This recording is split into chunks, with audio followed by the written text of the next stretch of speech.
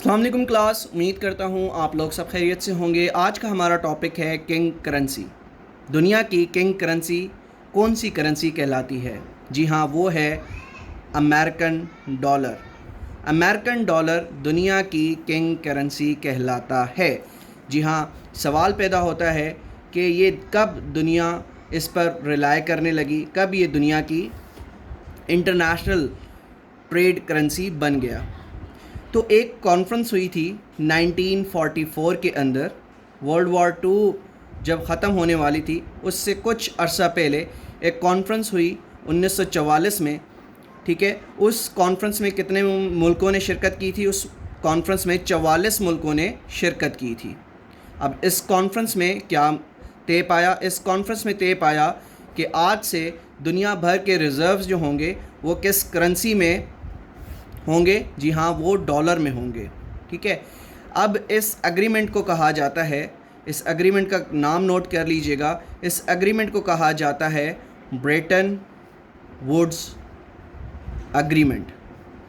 اب اس اگریمنٹ پہ 44 ملکوں کے سگنیچر موجود تھے، جس پر یہ طے ہوا کہ دنیا بھر کا جو ٹریڈ ہے وہ آج کے بعد کس پر ہوگا؟ آج کے بعد صرف اور صرف ڈالر پر ہوگا، ٹھیک ہے۔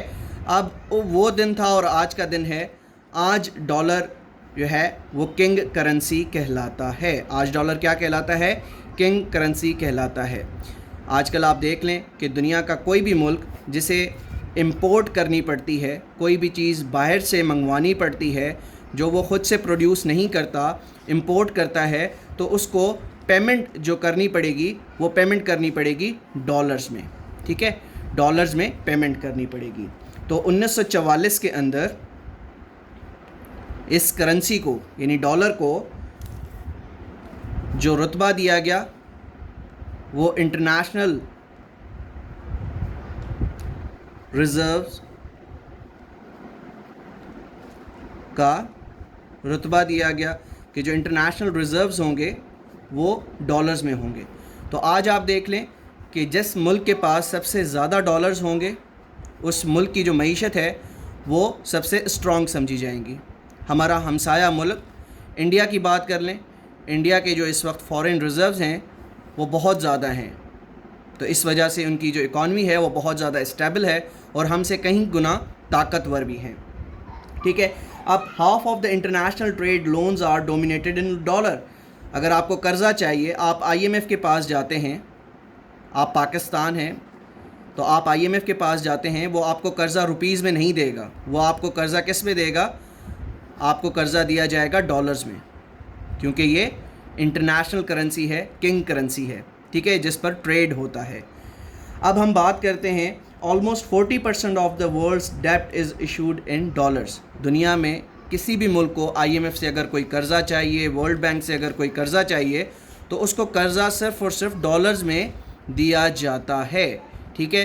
اب بات کرتے ہیں ہم ڈی ڈالرائزیشن کی۔ ایک ٹرینڈ آپ نے بہت زیادہ سنا ہوگا۔ کل میں نے اپنے سوشل میڈیا پلیٹ فارم پہ ایک سوال چھوڑا تھا آپ لوگوں کے لیے، can king dollar be D throned?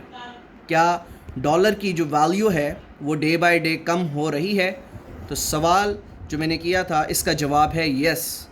اگر ہم ریسنٹ میٹنگ کی بات کریں، برکس میٹنگ کی، ٹھیک ہے، جس میں کتنے ممالک شامل ہیں؟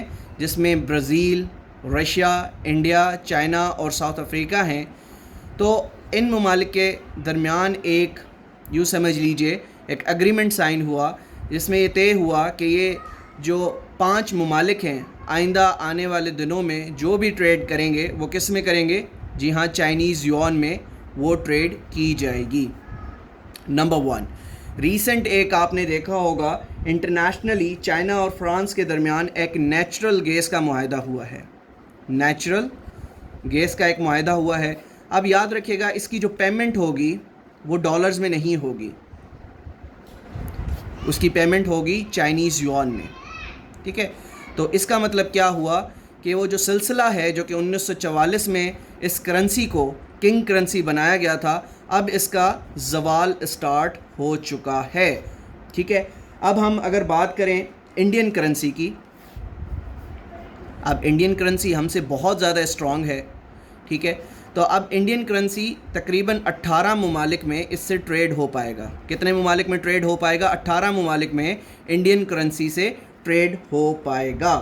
اب ڈی ڈالرائزیشن کا جو ٹرم استعمال کیا جاتا ہے اس سے کیا مراد ہے؟ ڈی ڈالرائزیشن کا جو ٹرم استعمال کیا جاتا ہے it refers to process whereby countries tend to reduce their reliance on US dollar.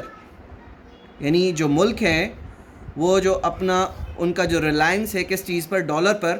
اس پہ وہ اب کم سے کم اپنا بوجھ ڈال رہے ہیں، بلکہ ڈفرینٹ کرنسیز کے اوپر وہ ان کے معاہدے ہو رہے ہیں. جس طرح سے چائنیز یوان کی میں نے بات کی، انڈین کرنسی کی بات کی جو کہ 18 ممالک میں اب رائج ہوگی، اس پر ٹریڈ کیا جا سکے گا. ٹھیک ہے. تو اگر میں بات کرتا ہوں انڈیا سے ارجنٹینا کی، برازیل سے ساؤتھ افریقہ کی، اور مڈل ایسٹ کی، ساؤتھ ایسٹ ایشیا تک کی، تو سب جگہ آپ دیکھ سکتے ہیں کہ اب ڈالر سے منہ موڑا جا رہا ہے. ٹھیک ہے.